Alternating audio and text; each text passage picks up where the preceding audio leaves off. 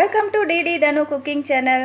நம்ம சேனலுக்கு புதுசாக வந்த நண்பர்கள் இருந்தால் சப்ஸ்கிரைப் பண்ணிடுங்க, பக்கத்தில் இருக்கிற பெல் ஐக்கானை கிளிக் பண்ணிடுங்க. வாங்க இப்போ நம்ம வீடியோக்குள்ளே போகலாம். இன்றைக்கி நம்ம என்ன செய்ய போகிறோன்னா பால் சொரா தொக்கு செய்ய போகிறோங்க. அதுக்கு தேவையான பொருட்கள் எல்லாம் பார்த்துடலாம் வாங்க. நான் அதுக்கு தேவையான பொருட்கள் 150 கிராம் சின்ன வெங்காயம் கட் பண்ணி வச்சுருக்கேங்க, 2 கொத்து கருவேப்பிலை, 2 டொமேட்டோ, தேவையான அளவு கடுகு, ஒரு 1/4 டீஸ்பூன் அளவு வெந்தயம், ஒரு சின்ன எலுமிச்சம்பழ அளவு புளி எடுத்து ஊற வச்சுருக்கேன். வீட்டில் நம்ம அரைக்கிற மிளகாத்தூள் தாங்க, குழம்பு மிளகாத்தூள் 2 ஸ்பூன் அளவு எடுத்துருக்கேன் நான். நீங்கள் காரத்துக்கு தேவையான அளவு சேர்த்துக்கோங்க. பூண்டு ஒரு 3 பூண்டு நான் உரித்து லைட்டாக தட்டி வச்சுருக்கேன். பூண்டு கொஞ்சம் நிறைய சேர்த்துக்கோங்க, அப்போ தான் பால் சொரா தொக்கு நல்லா வரும். இப்போ நம்ம இதை எப்படி செய்கிறதுன்னு பார்க்கலாம் வாங்க.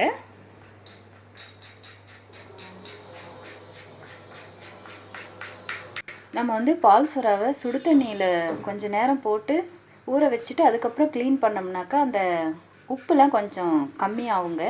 அதனால் நான் சுடு தண்ணி சுட வச்சுருக்கேன். இதில் நம்ம இப்போ பால் சொராவை போட்டுடலாம். இங்கே பாருங்கள், நம்ம சுடு தண்ணியில் போட்டோம்னாக்கா இந்த அளவுக்கு அது எந்த அளவுக்கு ஆகுது பாருங்கள்.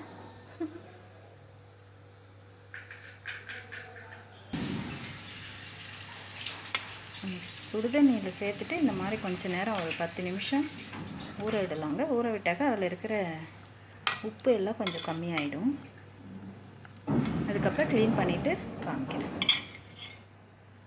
இப்போ ஸ்டவ் பற்ற வச்சுட்டோங்க. நம்ம இன்றைக்கி மண் தவாவில் தான் செய்ய போகிறோம். எண்ணெயும் ஊற்றிட்டேன், எண்ணெய் நல்லா காஞ்சி வந்துடுச்சு. இப்போ நம்ம வெந்தயம், கடுகு, ஒரு 1/4 ஸ்பூன் அளவு ஜீரகம் சேர்த்துக்கிறேங்க. 3ஐயும் நம்ம சேர்த்து விட்டுடலாம்.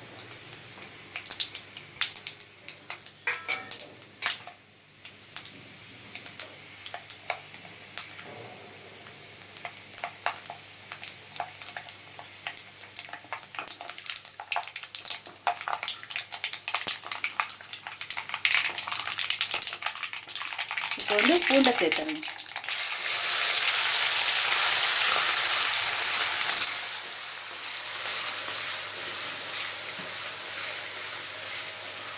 பூண்டு நல்லா செவந்து வரணும்.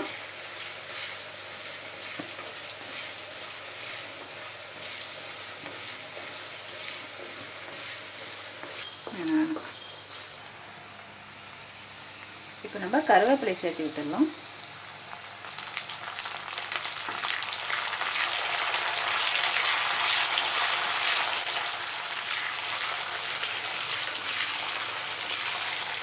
அப்படியே சின்ன வெங்காயத்தையும் சேர்த்தணும்.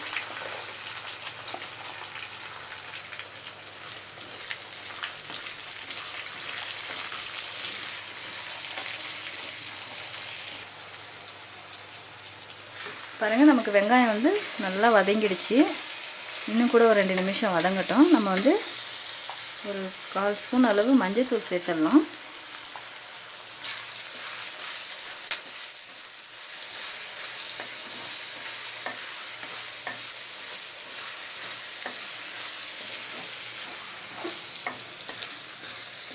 இப்போ வெங்காயம் நல்லா வதங்கிடுச்சு. நம்ம இப்போ தக்காளி சேர்த்து விட்டுடலாம்.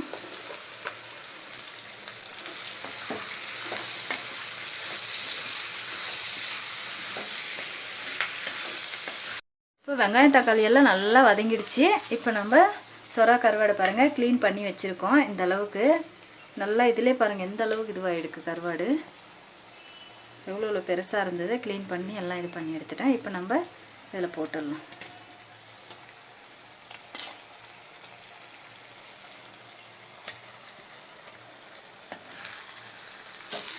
போட்டு நம்ம ஒரு 10 நிமிஷம் நல்லா கிண்டி விடலாம். நீங்கள் இதில் உப்பு திட்டமாக பார்த்து சேர்த்துக்கோங்க. ஏன்னா சொரா கருவாடிலே ஹெவியாக இருக்கும் உப்பு. நம்ம க்ளீன் பண்ணாலுமே உப்பு போகாது, இருக்கும் தான்.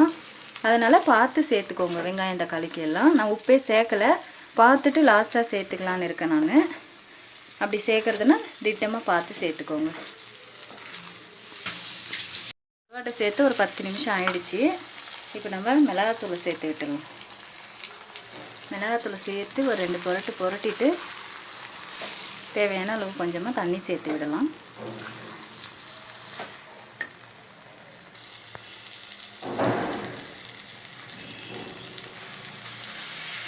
நம்ம 1 கிளாஸ் தண்ணி சேர்த்துருக்கோம். தண்ணியிலே இது கொஞ்சம் நல்லா கொதிக்கட்டும்.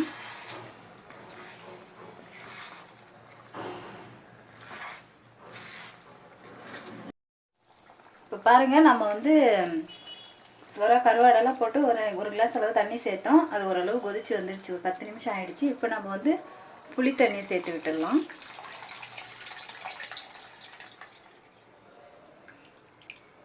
இன்னும் கூட கெட்டியாக நீங்கள் டொக்கு மாதிரி செய்கிறதுனா செஞ்சுக்கலாம். நான் கொஞ்சம் தண்ணி சேர்த்துக்கிறேன், அவ்வளோதான். புளி சேர்த்தாச்சு.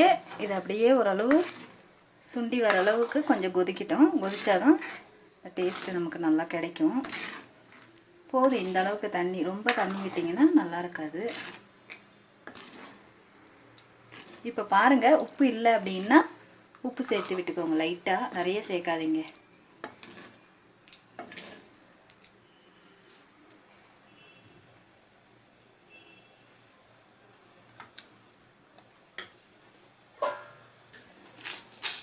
நான் இது வரைக்கும் உப்பு சேர்க்காம தான் இருந்தேன்.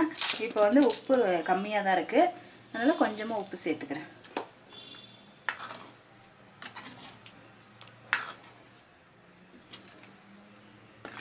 அப்படியே ஒரு 10 நிமிஷம் கொதிக்கட்டும்.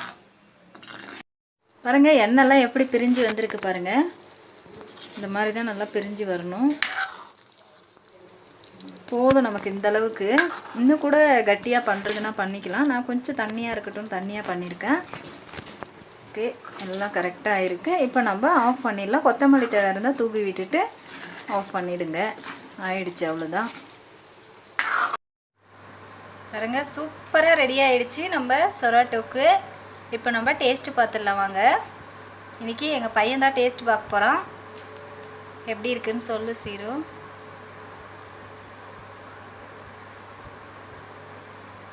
சூப்பராக வந்திருக்குங்க. செம்ம வாசனை. அந்த சுறா பாருங்கள் எவ்வளோ அழகாக வெந்திருக்கு பாருங்கள். அதை அப்படியே சாதத்தில் வச்சு அள்ளி சாப்பிட்றப்போ அதோட டேஸ்ட்டே தனி. அவ்வளோ நல்லா இருக்குது. அந்த சுறா நல்லா நம்ம கரை துண்டு மாதிரி இருக்குங்க. அவ்வளோவா ஒன்றும் கரையலை, நல்லாயிருக்கு. உப்பு எல்லாமே சரியாக இருந்தது. செம்மையாக வந்திருக்கு. நீங்களும் உங்கள் வீட்டில் இந்த மாதிரி ஒரு தடவை ட்ரை பண்ணி பாருங்கள். சூப்பராக வரும். செய்யாதவங்க கூட நம்ம வீடியோவை பார்த்து ட்ரை பண்ணுங்கள். சூப்பராக வரும். ஓகே வியூவர்ஸ், லைக் பண்ணுங்கள், கமெண்ட் பண்ணுங்கள், ஷேர் பண்ணுங்கள், சப்ஸ்கிரைப் பண்ணுங்கள். பக்கத்தில் இருக்கிற பெல் ஐக்கானை கிளிக் பண்ணிவிடுங்க. பாய்.